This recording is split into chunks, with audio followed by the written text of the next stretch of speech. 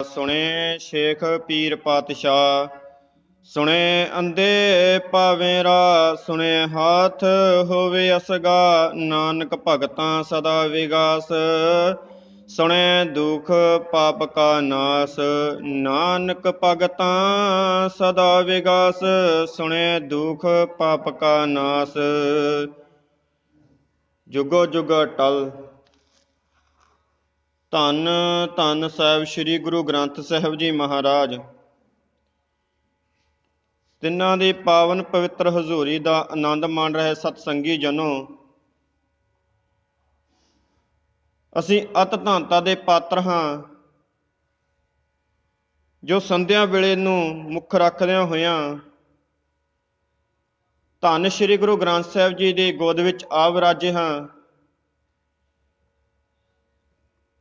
ਤੇ ਅਸੀਂ ਤਾਂ ਹੀ ਆਉਂਦੇ ਹਾਂ ਕਿਉਂਕਿ ਸਾਨੂੰ ਗੁਰੂ ਜੀ ਪਾਸੋਂ ਕੁਝ ਸਿੱਖਣ ਲਈ ਮਿਲਦਾ। ਜੋ ਸਾਡਾ ਸਰੀਰ ਹੈ, ਕਹਿੰਦੇ ਅੰਦਰੋਂ ਕਾਇਆ ਤੜਫ ਰਹੀ ਹੁੰਦੀ ਹੈ ਕਿ ਕਦੋਂ ਪਰਮਾਤਮਾ ਜੀ ਬੁਲਾਉਣ ਤੇ ਅਸੀਂ ਜਾਈਏ, ਕਿਉਂਕਿ ਵੱਡਿਆਂ ਭਾਗਾਂ ਵਾਲਾ ਹੀ ਸਤ ਸੰਗਤ ਕਰ ਸਕਦਾ। ਸੋ ਗੁਰੂ ਜੀ ਦੀ ਹਜ਼ੂਰੀ ਵਿੱਚ ਬੈਠੇ ਸਤਸੰਗੀ ਜਨੋ, ਕਥਾ ਵਿਚਾਰਾ ਆਰੰਭਣ ਤੋਂ ਪਹਿਲਾਂ ਸਤਿਗੁਰਾਂ ਪਾਸੋਂ ਬਖਸ਼ੀ ਫਤਿਹ ਨੂੰ ਗਜਾਉਣਾ ਕਰੀਏ ਜੀ। ਝੁਕਾਓ ਜੀ ਸੀਸ, ਆਖੋ ਜੀ ਵਾਹਿਗੁਰੂ ਜੀ ਕਾ ਖਾਲਸਾ, ਵਾਹਿਗੁਰੂ ਜੀ ਕੀ ਫਤਿਹ। ਧੰਨ ਗੁਰੂ ਨਾਨਕ ਪਾਤਸ਼ਾਹ ਜੀ ਨੇ ਜਪਜੀ ਸਾਹਿਬ ਦੇ ਅੰਦਰ 10ਵੀਂ ਪੌੜੀ ਤੋਂ ਬਾਅਦ 11ਵੀਂ ਪੌੜੀ ਸੁਣਿਆਂ ਵਾਲੀ ਲਿਖੀ ਆ। ਸੁਣਿਆ ਭਾਵ ਸੁਣਨ ਦੇ ਨਾਲ ਜਿਹੜੀਆਂ ਪੌੜੀਆਂ ਸੰਬੰਧਿਤ ਰੱਖਦੀਆਂ ਨੇ, ਤੇ ਧੰਨ ਗੁਰੂ ਨਾਨਕ ਪਾਤਸ਼ਾਹ ਜੀ ਨੇ ਉਹ 4 ਪੌੜੀਆਂ ਦਰਜ ਕੀਤੀਆਂ ਨੇ। ਤੇ ਅਖੀਰਲੀ ਪੌੜੀ ਜਿਹੜੀ ਸੁਣਿਆਂ ਵਾਲੀ ਅੱਜ ਵਿਚਾਰ ਕਰਨੀ ਆ, ਧੰਨ ਗੁਰੂ ਨਾਨਕ ਪਾਤਸ਼ਾਹ ਜੀ ਨੇ 11ਵੀਂ ਪੌੜੀ ਦੇ ਅੰਦਰ ਕਹਿ ਦਿੱਤਾ, ਸੁਣੇ ਸਰਾਂ ਗੁਰਾਂ ਕੇ ਗਾ, ਸੁਣੇ ਸ਼ੇਖ ਪੀਰ ਪਾਤਸ਼ਾਹ। ਕਹਿੰਦੇ ਸੁਣਨ ਦੇ ਨਾਲ ਸਰਾਂ ਗੁਣਾ ਕੇ ਗਾ, ਕਹਿੰਦੇ ਗੁਣ ਜਿਹੜੇ ਉਹ ਪੈਦਾ ਹੋ ਜਾਂਦੇ ਨੇ। ਜਿਵੇਂ ਸਤ ਸੰਗਤ ਵਿੱਚ ਆ ਕੇ ਸਾਡੀ ਮਾੜੀ ਮੱਤ ਦੂਰ ਹੋ ਜਾਂਦੀ ਆ, ਉਸੇ ਤਰ੍ਹਾਂ ਸਾਨੂੰ ਚੰਗੇ ਗੁਣ ਵੀ ਸਿੱਖਣ ਲਈ ਮਿਲਦੇ ਨੇ। ਜਿਵੇਂ ਕੋਈ ਬੱਚਾ ਆਪਣੇ ਮਾਂ-ਬਾਪ ਤੋਂ ਗੁਣ ਸਿੱਖਦਾ, ਤੇ ਮਾਂ-ਬਾਪ ਉਸ ਬੱਚਿਆਂ ਨੂੰ ਗੁਣ ਸਿਖਾਉਂਦੇ ਨੇ ਕਿ ਪੁੱਤਰ ਇਹ ਚੰਗੇ ਗੁਣ ਨੇ, ਜੇ ਤੂੰ ਇਹਨਾਂ ਨੂੰ ਅਪਣਾਏਗਾ ਇਹ ਤੇਰਾ ਚੰਗਾ ਹੋਵੇਗਾ। ਇਹ ਮਾੜੇ ਗੁਣ ਨੇ, ਜੇ ਇਹਨਾਂ ਨੂੰ ਤੂੰ ਅਪਣਾਏਗਾ ਇਹਦੇ ਨਾਲ ਤੇਰਾ ਮਾੜਾ ਹੋਵੇਗਾ। ਤੇ ਗੁਣ ਅਸੀਂ ਉਸ ਨੂੰ ਦਿੰਨੇ ਆ। ਤੇ ਸਤਿਗੁਰੂ ਜੀ ਨੇ ਸਾਨੂੰ ਦੱਸਿਆ ਕਿ ਗੁਣਾਂ ਦੇ ਨਾਲ ਮਨੁੱਖ ਦੇ ਅੰਦਰ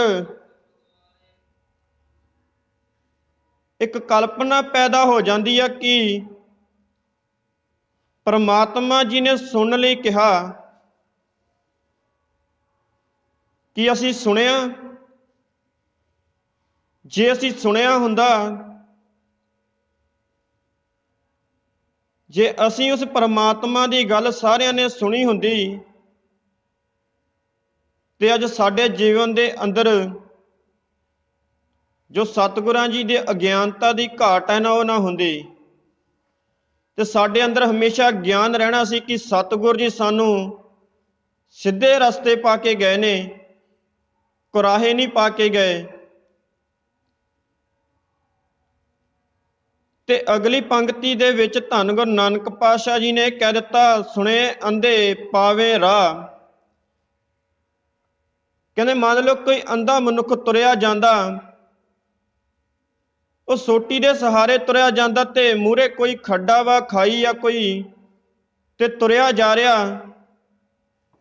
ਤੇ ਪਿੱਛੋਂ ਕਿਸੇ ਨੇ ਆਵਾਜ਼ ਮਾਰ ਦਿੱਤੀ, ਉਹ ਭਲਿਆ ਮੂਹਰੇ ਖੱਡਾ ਵਾ, ਕਿਤੇ ਵਿੱਚ ਨਾ ਡਿੱਗ ਜਾਈ। ਤੇ ਉਹ ਰੁਕ ਜਾਂਦਾ, ਉਸਦੇ ਕਦਮ ਰੁਕ ਜਾਂਦੇ ਨੇ। ਕਿਉਂ? ਕਿਉਂਕਿ ਉਸਨੇ ਸੁਣ ਲਿਆ ਵੀ ਮੂਹਰੇ ਖੱਡਾ ਹੈ। ਉਸੇ ਤਰ੍ਹਾਂ ਕਹਿੰਦੇ ਪ੍ਰਮਾਤਮਾ ਜੀ ਕਹਿੰਦੇ ਤੁਸੀਂ ਜੋ ਮਨੁੱਖ ਵਾ, ਜੋ ਅੰਧੇ ਵੀ ਨਹੀਂ, ਦੇਖਣ ਲਈ ਮੈਂ ਨੇਤਰ ਦਿੱਤੇ ਨੇ, ਪਰ ਕੰਮ ਤਾਂ ਅੰਧਿਆਂ ਵਾਲਾ ਹੀ ਕਰ ਰਿਹਾ ਵਾ। ਰਾਹੇ ਪੈਣ ਦੀ ਜਗ੍ਹਾ ਕੁਰਾਹੇ ਪੈ ਰਿਹਾ, ਸਿੱਧੇ ਰਸਤੇ ਜਾਣ ਦੀ ਜਗ੍ਹਾ ਤੇ ਪੁੱਠੇ ਰਸਤੇ ਜਾ ਰਿਹਾ। ਆਇਆ ਤਾਂ ਉਸ ਗੋਬਿੰਦ ਨੂੰ ਮਿਲਣ ਸੀ, ਗੋਬਿੰਦ ਨੂੰ ਭਾਵ ਪ੍ਰਮਾਤਮਾ ਨਾਲ ਆਪਣੀ ਬਿਰਤੀ ਲਾਉਣ ਲਈ ਆਇਆ ਸੀ, ਤੇ ਆ ਕੇ ਮਾੜੇ ਕਰਮ ਕੀਤੇ, ਮਾੜੇ ਕੰਮਾਂ ਵਿੱਚ ਪੈ ਗਿਆ। ਤੇ ਜੋ ਉਹ ਬਾਰੀ ਗੋਬਿੰਦ ਨੂੰ ਮਿਲਣ ਦੀ ਮਿਲੀ ਸੀ, ਉਸ ਤੋਂ ਦੂਰ ਹੋ ਗਿਆ। ਕਹਿੰਦੇ ਉਸ ਅੰਧੇ ਨੇ ਤਾਂ ਰਾਹ ਚੇਂਜ ਕਰ ਲਿਆ, ਉਸਨੇ ਬਦਲ ਲਿਆ, ਉਸਨੇ ਸੁਣ ਲਿਆ, ਤੇ ਸੁਣਿਆ ਤੇ ਉਹਨੇ ਮੰਨ ਵੀ ਲਿਆ। ਤੇ ਧੰਨ ਗੁਰੂ ਨਾਨਕ ਪਾਤਸ਼ਾਹ ਜੀ ਨੇ ਪਹਿਲਾਂ ਸੁਣੇ ਵਾਲੀਆਂ 4 ਪੌੜੀਆਂ ਰੱਖੀਆਂ, ਤੇ ਫਿਰ ਮੰਨੇ ਵਾਲੀਆਂ ਪੌੜੀਆਂ ਵੀ ਲਿਖ ਦਿੱਤੀਆਂ। ਕਹਿੰਦੇ ਜੇ ਸੁਣਿਆ ਤੇ ਤੁਹਾਨੂੰ ਮੰਨਣਾ ਵੀ ਪਵੇਗਾ, ਤੇ ਜੇ ਮੰਨਿਆ ਫਿਰ ਉਸ ਨੂੰ ਮਨ ਦੇ ਅੰਦਰ ਧਾਰਨਾ ਪਵੇਗਾ। ਸੁਣੇ ਅੰਧੇ ਪਾਵੇ ਰਾਹ, ਕਹਿੰਦੇ ਜਿਵੇਂ ਰਸਤੇ ਦੇ ਉੱਤੇ ਤੁਰ ਰਿਹਾ ਅੰਧਾ ਮਨੁੱਖ, ਉਹ ਰਾਹ ਜੇ ਕੋਈ ਦੱਸ ਦੇਵੇ ਕਿ ਮੂਹਰੇ ਖਾਈ ਆ ਜਾਂ ਟੋਆ ਵਾ, ਉਹ ਉੱਥੇ ਰੁਕ ਜਾਂਦਾ ਤੇ ਆਪਣੇ ਪੈਰ ਰੋਕ ਲੈਂਦਾ। ਕਹਿੰਦੇ ਜੇ ਨਾ ਰੋਕੇ ਤੇ ਫਿਰ ਵਿੱਚ ਜਾ ਕੇ ਡਿੱਗੇਗਾ। ਮਨੁੱਖ ਵੀ ਇਸ ਤਰ੍ਹਾਂ ਹੀ ਕਰਦਾ, ਧਰਤੀ ਦੇ ਅੰਦਰ ਆ ਕੇ ਅੰਧਿਆਂ ਵਾਂਗ ਚੱਲਦਾ। ਉਸ ਨੂੰ ਇਹ ਨਹੀਂ ਪਤਾ ਕਿ ਗੁਰੂ ਜੀ ਮੈਨੂੰ ਇਹ ਕਹਿ ਰਹੇ ਨੇ ਕਿ ਆਇਓ ਪੜਨ ਸੁਣ ਕੋ ਬਾਣੀ, ਨਾਮ ਵਿਸਾਰ ਲੱਗੇ ਅਨ ਲਾਲਚ, ਵਿਰਥਾ ਜਨਮ ਪ੍ਰਾਣੀ। ਤੇ ਕਹਿੰਦੇ ਤੂੰ ਤਾਂ ਆਪਣਾ ਜਨਮ ਹੀ ਗਵਾ ਲਿਆ।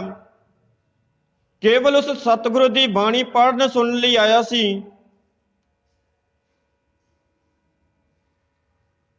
ਤੇ ਸੁਣ ਕੇ ਅਸੀਂ ਮੰਨਿਆ ਨੀਗਾ।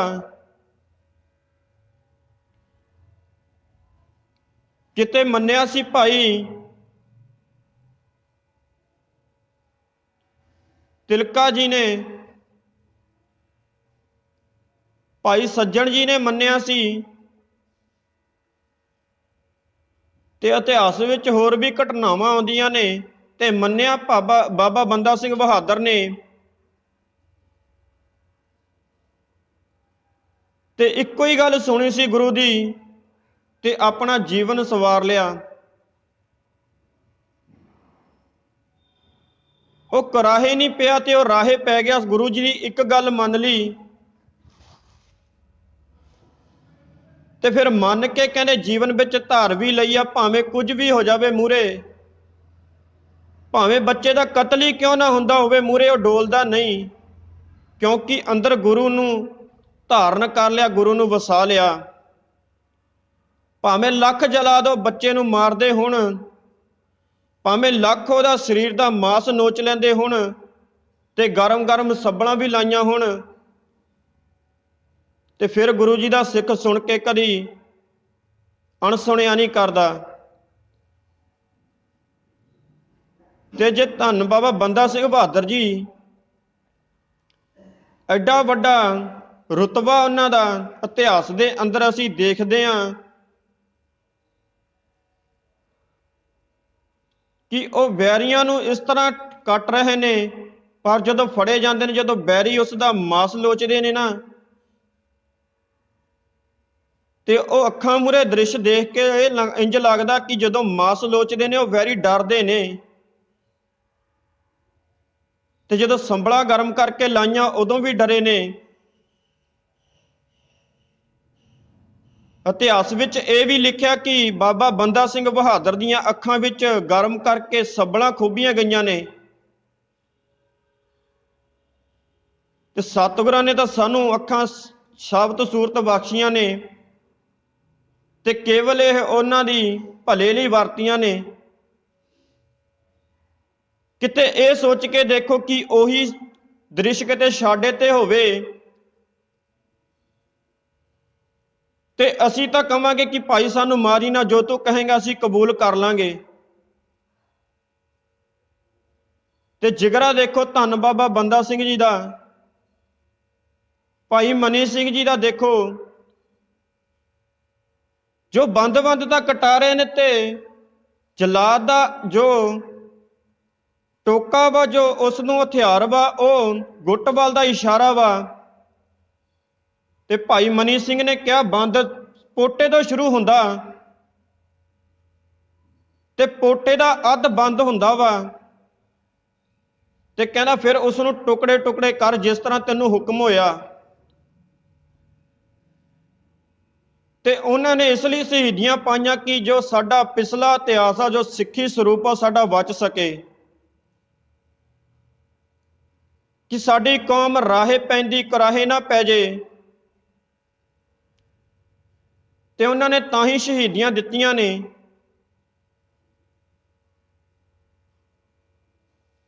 ਅਗਲੇ ਮਹੀਨੇ ਹੁਣ ਪੋਹ ਦੇ ਦਿਨਾਂ 'ਚ ਸ਼ਹੀਦੀਆਂ ਸ਼ੁਰੂ ਹੋ ਜਾਣੀਆਂ ਨੇ, ਇਤਿਹਾਸ ਸ਼ੁਰੂ ਹੋ ਜਾਵੇਗਾ। ਤੇ ਫਿਰ ਸਾਰੀਆਂ ਸੰਗਤਾਂ ਗੁਰਦੁਆਰੇ ਆਉਣਗੀਆਂ, ਕਿਉਂਕਿ ਉਸ ਦਿਨ ਪਵਿੱਤਰ ਮੰਨਦੇ ਨੇ।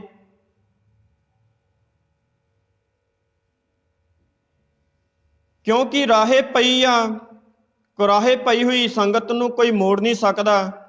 ਜੋ ਕੁਰਾਹੀ ਪੈ ਗਏ ਲੋਕ, ਜੇ ਉਹਨਾਂ ਨੂੰ ਮੋੜਨਾ ਬੜਾ ਔਖਾ।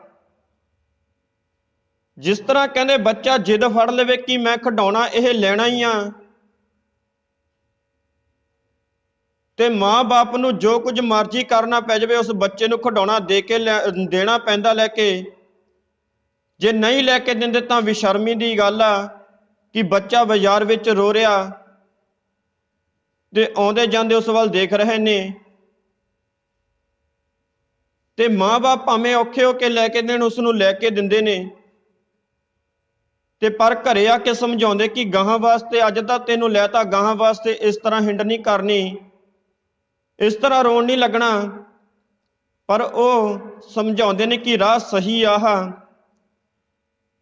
ਜਿਵੇਂ ਕੋਈ ਬੱਚਾ ਨਸ਼ੇ ਦੀ ਲੱਤ ਲੱਗ ਜਾਵੇ, ਮਾਂ-ਬਾਪ ਉਸ ਨੂੰ ਸਮਝਾਉਂਦੇ ਨੇ ਕਿ ਪੁੱਤਰਾ ਇਹ ਤੇਰਾ ਰਾਹ ਗਲਤ ਵਾ,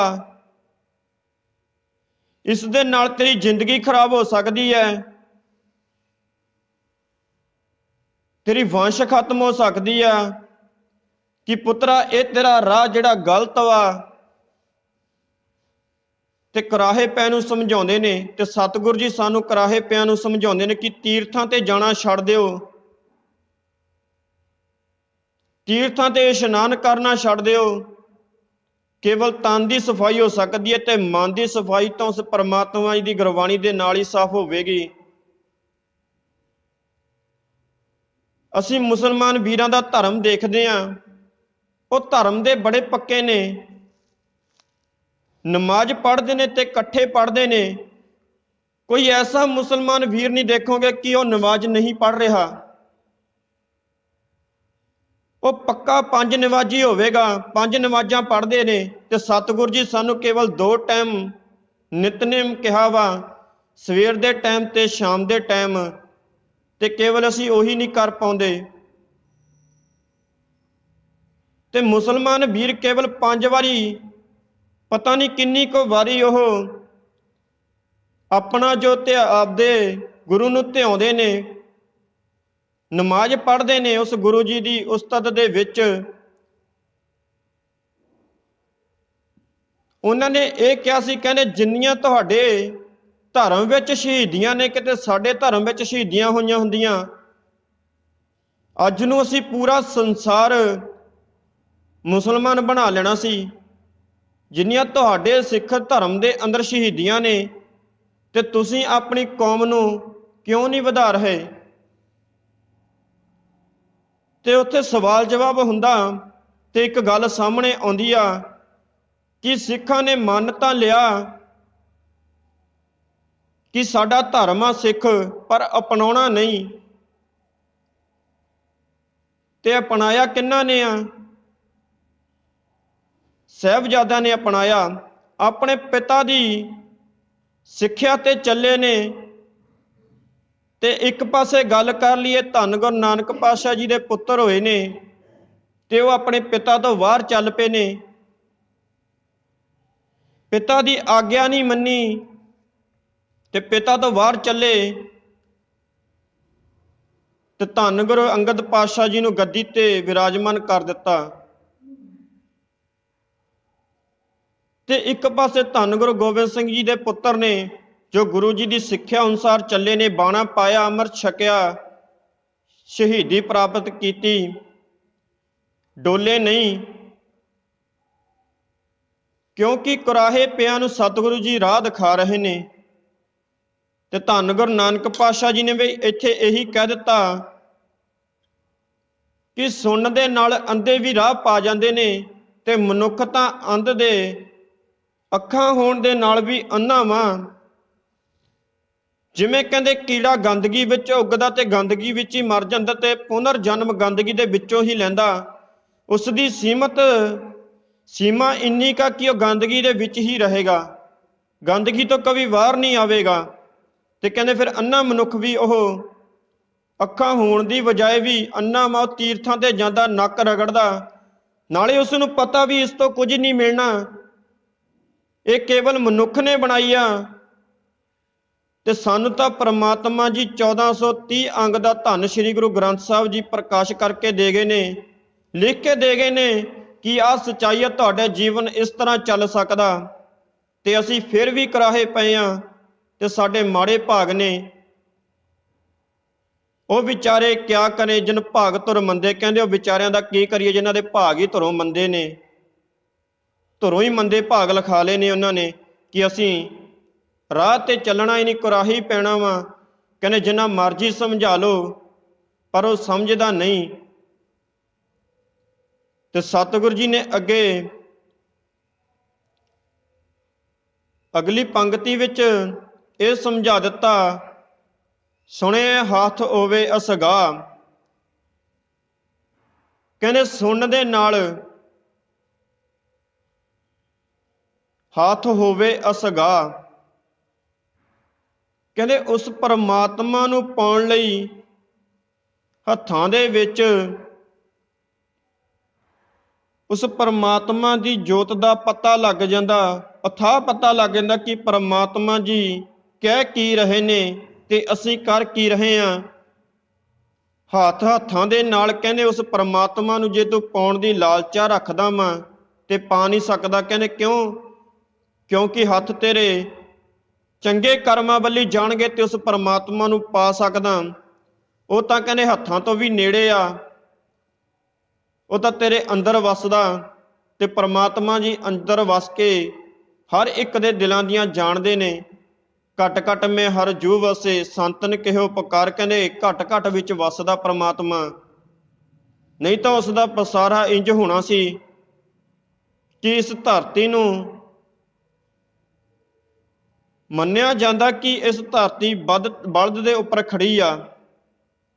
ਮੰਨਿਆ ਜਾਂਦਾ ਇਤਿਹਾਸ ਦੇ ਵਿੱਚ ਵੀ ਕਈ ਸਾਖੀਆਂ ਐਸੀਆਂ ਲੱਗ ਜਾਈਆਂ ਨੇ ਜੋ ਮਿੱਥੀ ਹੋਈ ਗੱਲ ਵਾ ਤੇ ਉਸ ਨੂੰ ਇਤਿਹਾਸ ਨਹੀਂ, ਮੈਂ ਇਤਿਹਾਸ ਸਾਖੀ ਜ਼ਰੂਰ ਕਹਿ ਸਕਦੇ ਹਾਂ, ਕਿਉਂਕਿ ਮਿੱਥੀਆਂ ਗੱਲਾਂ ਨੇ। ਨਾ ਤਾਂ ਕਿਸੇ ਨੇ ਦੇਖਿਆ ਕਿ ਬਲਦ ਖੜਾ ਵਾ ਤੇ ਨਾ ਕੋਈ ਕਹਿੰਦਾ ਕੋਈ ਸ਼ੇਸ਼ ਨਾਗ ਦੀ ਸ੍ਰੀ ਦੇ ਉੱਪਰ ਖੜਾ ਵਾ ਤੇ ਕੋਈ ਕਹਿ ਰਿਹਾ ਕੱਛੂ ਕੂਮੇ ਉੱਪਰ ਖੜੀ ਆ। ਤੇ ਸੋਚਣ ਵਾਲਾ ਹੋਵੇ ਕਿ ਉਹ ਵੀ ਤਾਂ ਕਿਸੇ ਦੇ ਖੜੇ ਹੋਣਗੇ। ਉਸ ਨੂੰ ਖੜਨ ਲਈ ਕੋਈ ਚੀਜ਼ ਦੀ ਲੋੜ ਪਈ ਹੋਵੇਗੀ, ਉਹ ਚੀਜ਼ ਵੀ ਕਾਸੇ ਤੇ ਖੜੀ ਹੋਵੇਗੀ ਤੇ ਅੰਤ ਇਸ ਦਾ ਮੁੜ ਤੋਂ ਪ੍ਰਾਪਤ ਹੁੰਦੀ ਆ ਕਿ ਉਸ ਦਾ ਅੰਤ ਕਿਸੇ ਨੇ ਨਹੀਂ ਪਾਇਆ ਕਿ ਪਰਮਾਤਮਾ ਨੇ ਕਿਸ ਤਰ੍ਹਾਂ ਇਹ ਧਰਤੀ ਨੂੰ ਬਣਾਇਆ। ਤੇ ਹਿੰਦੂ ਵੀਰਾਂ ਵਿੱਚ ਸਾਨੂੰ ਮਿਲਦਾ ਕਿ ਦੈਂਤਾਂ ਦੀ ਲੜਾਈ ਹੋਈ ਤੇ ਉਹਨਾਂ ਨੇ ਪੱਟ ਦਾ ਮਾਸ ਥੱਲੇ ਸੁੱਟਿਆ ਤੇ ਉਹ ਧਰਤੀ ਬਣ ਗਈ। ਇਸ ਤਰ੍ਹਾਂ ਦੀਆਂ ਇਤਿਹਾਸਕ ਕਹਾਣੀਆਂ ਸਾਨੂੰ ਸਾਹਮਣੇ ਰੱਖੀਆਂ ਗਈਆਂ, ਪਰ ਜਦੋਂ ਇਤਿਹਾਸ ਨੂੰ ਪੜਚੋਲਾਂਗੇ, ਸਾਹਮਣੇ ਲਿਆਵਾਂਗੇ ਤਾਂ ਇੱਕ ਗੱਲ ਸਾਹਮਣੇ ਆਵੇਗੀ ਕਿ ਧਰਤੀ ਉਸ ਪਰਮਾਤਮਾ ਜੀ ਦੇ ਆਸਰੇ ਖੜੀ ਆ